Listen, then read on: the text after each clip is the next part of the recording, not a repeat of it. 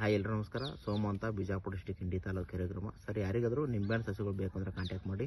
ಇದು ಬಂದು ಒಳ್ಳೆ ಸೀಡ್ ಸೆಲೆಕ್ಷನ್ ಮಾಡಿ ಎಲಿ ಪಾಟಲ್ಲಿ ಬೆಳ್ತಕ್ಕಂಥ ಸಸಿ ಇದೆ. ಅಂದರೆ ಕೊಕ್ಕೋಪಟ್ ಎಲಿ ಪಾಟ್ ಅಂದರೆ ಇದಕ್ಕೆ ನಾವು ಎಲಿ ಪಾಟ್ ಅಂತೀವಿ. ಕೊಕ್ಕೋಪಟ್ಟಲ್ಲಿ ಈ ಸಸಿ ಬೆಳೆಸಿರೋದು. ಅಂದರೆ ಇದು ನಿಮಗೆ ಟ್ರಾನ್ಸ್ಪೋರ್ಟೇಷನ್ಗೆ ಈಸಿ ಆಗುತ್ತೆ. ಈ 200-300 ಸಸಿ ಆರಾಮಾಗಿ ನೀವು ಬೈಕ್ ಮೇಲೆ ಕೂಡ ಇಂಡಿ ತಾಲೂಕು ಅಥವಾ ಅಕ್ಕಪಕ್ಕ ರೈತರಿಗೆ ಆರಾಮಾಗಿ ಇದು ಬೈಕ್ ಮೇಲೆ ಕೂಡ ತೊಗೊಂಡು ಹೋಗೋದ್ರಿ. ಇದು ಇಲ್ಲಿ ನೋಡಿ ಸಸಿ ಯಾವ ಥರ ಐತಿ,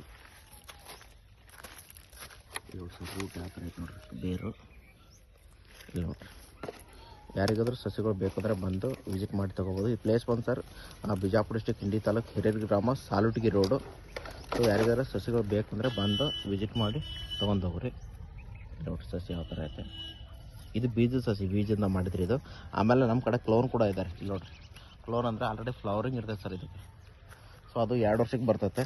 ಎರಡೂ ಇದೆ ಸಸಿಗಳು. ಇಲ್ಲಿ ನೋಡಿರಿ ಫ್ಲವರಿಂಗ್ ಇದೆ ನೋಡಿರಿ, ಫ್ಲವರ್ ಹೂವು ಇದೆ ನೋಡಿರಿ. ಇದು ಬಂದು 2 ವರ್ಷಕ್ಕೆ ಬರ್ತೈತೆ.